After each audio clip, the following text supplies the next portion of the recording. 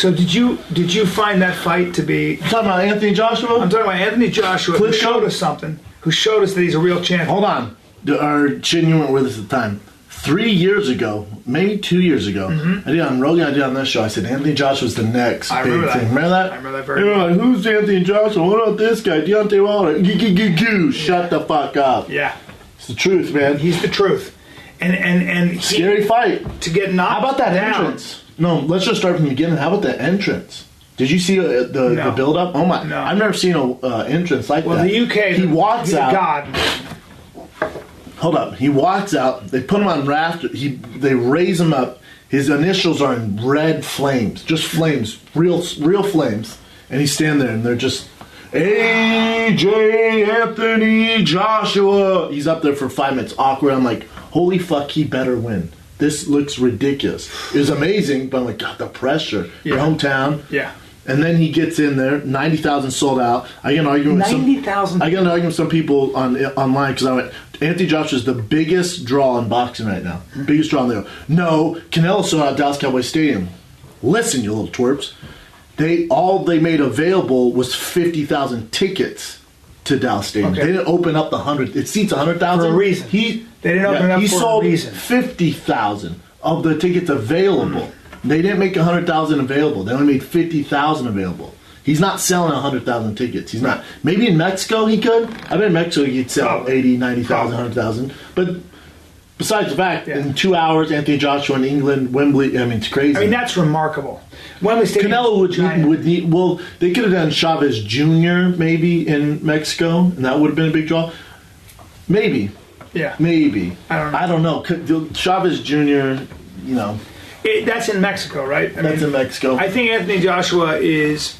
And by the way... You haven't seen him fight before, right? I had not. I'd seen highlights. I'd never seen a full fight. Good-looking dude. Well, he's a magnificent-looking man, right? I mean, he really is. I mean, for just in every aspect of how incredible he looks. And Klitschko's no slouch either. I mean, these are two... Like Uber. He was also 42. Yeah. He's 42. He lost a lot of weight because he thought speed and footwork was going to be his kind of keys to win this fight. And it was for a long time. I got to be honest, he beat one of the best Klitschkos I've ever seen. Unbelievable. Klitschko looked amazing. His footwork, in and out, his jabs, everything looked great. It's just Anthony Joshua was just a monster. But then when Joshua knocked him down in the 5th round and celebrate, remember, anytime he hits someone, it's over. So you see him, and it's the shot they're giving now. It's all over the media. He's like this, very Muhammad Ali-like, where he's putting his arms up and Klitschko's down like that. He thought he won. And then you see the rest of the 5th, the 6th, the 7th. He looked fucking depleted. Yeah, explain that to me. He was screwed. What was that? Well, mentally, you click out. You're like, oh, I won. Click, and all that, like the nerves, the adrenaline, all that goes.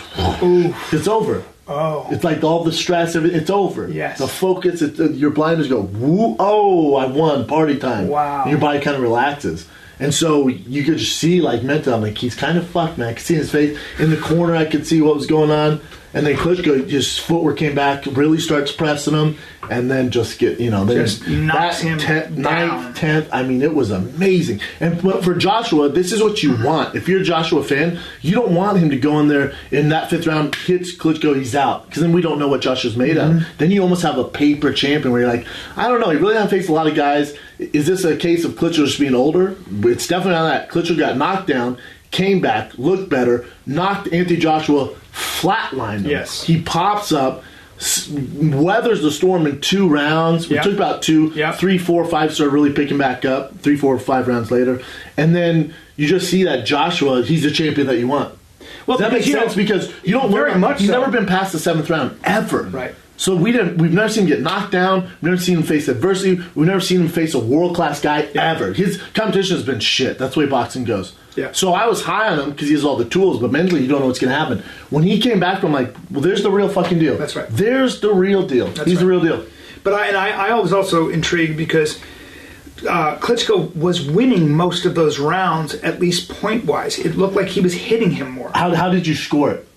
I scored. I'd have to go back and say fight the fight it, didn't get stopped. But I would say if the fight didn't get stopped. Let's score from that round. Let's say you got to give. So you got to give. It's 2 10-8 rounds to Joshua. Okay, but for the most part, no. You went so score before the knockout. It'd only be 1 10-8 round for Joshua. Then I got Klitschko winning by 1 round. Yes. Most of the experts had Klitschko by 1 round. Yeah. I had Joshua by 1 round because you can't give Klitschko a 10-8 round in the 6th and not Joshua a 10-8 round in the 5th. Because he dropped him hard in the 5th. Not as hard as that Klitschko dropped him, but either way, if you give that one a 10-8, you got to give those two cancel each other out. So then I had Joshua by 1 round. But see, I saw Klitschko. Klitschko won the 6th, 7th, and probably 8th round. I think just off points, right? But then I gave Joshua the basically all the rounds leading up to the 5th. Oh, you did? Maybe. So let's say, all right. So maybe give him 1. So you give Klitschko 1. So you have 1, 2, 3, 4 for Joshua, right? Yeah. And then you give him 9, 10.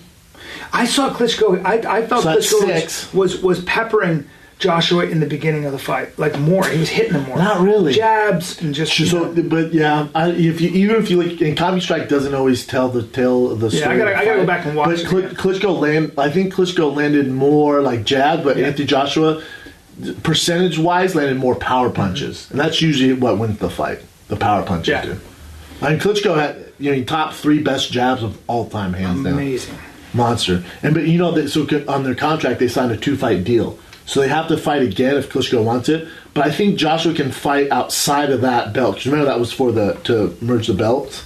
It was for another belt. So I think he can fight. He can fight Fury. He can fight Deontay Wilder. You're talking about different belts. So there's really intriguing fights here because what I want to see for the second fight with Klitschko and Joshua is let's see if Klitschko, because he's so smart and such a strategic fighter, let's see what his game plan is. But he had a pretty amazing game plan, in my opinion. Game plan. I don't know how you improve on that. I think he needs to let his right hand go more. He's so reserved with his right hand. Yeah. That right hand landed. I've never seen anyone eat Klitschko right hand and live to see the day. Yeah. I mean, he flushed. Knocked Joshua down. Joshua pops up, but I think if he releases more right hands, and then I think in the rematch, I'm dying to see it. It's the best fight to make right now. Yeah. But I think Joshua is the one who can make the most improvement. I think Klitschko, that's the best I've seen in a long time. Yeah. So we know what Klitschko's going to do with the footwork and all that, more jabs and all that. But Joshua, he wasn't throwing combos, which he's known as a combo puncher. He was just looking for the big shot, which obviously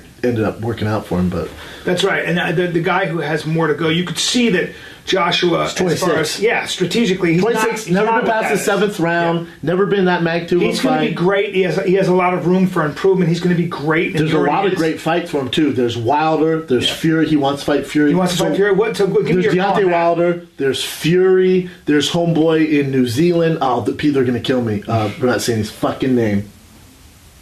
Oh God, I forget. Sorry, guys, but he's a monster. There's a lot of good heavyweight prospects. So give me. What do you think about Fury? Fury's a tough one. Fury's 400 pounds right now. He's considered mentally unfit to fight. Right. You know. Yeah. Will you look him up, Chen? Who I'm talking about? Yeah. He's labeled mentally unfit to fight. Now he's getting back in shape. They show him he's literally 400 pounds. Like, he has so much work to do. Yeah. How tall is he? 6'8". That fight's not happening anytime soon. The thing with Fury is that I'm more scared of that matchup than I am Klitschko for Joshua, because Fury's so unconventional. You can't get your rhythm, your timing down. He makes it a boring fight. The build-up would be great, but the actual fight, oh my God, the build-up, it's not a great fight. Two hometown boys. If I'm Joshua, granted I think he can beat him. It just Fury makes everyone look like shit because he's so weird and awkward. Who knows if he's going to show up? Remember, 2 fights with Klitschko got canceled. One Klitschko fight, one his fight. Joseph Parker. Shout out to Joseph Parker.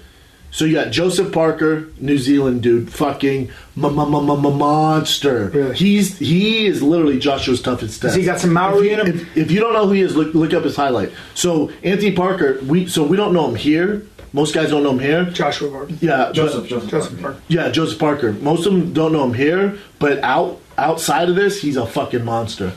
But it doesn't make sense for Joshua to fight him right now because no one knows who he is. Is he, so for is Joshua, he tall and big too? He's a big dude and fucking monster. Knocks dudes out. So for Joshua, really, it's rematch with Klitschko would be the biggest payday. You got to do that again, which I think he wins again. But it's it's a tough fight. And then Fury, and then Deontay Wilder. Deontay Wilder's the less big name here. But what about Deontay Wilder?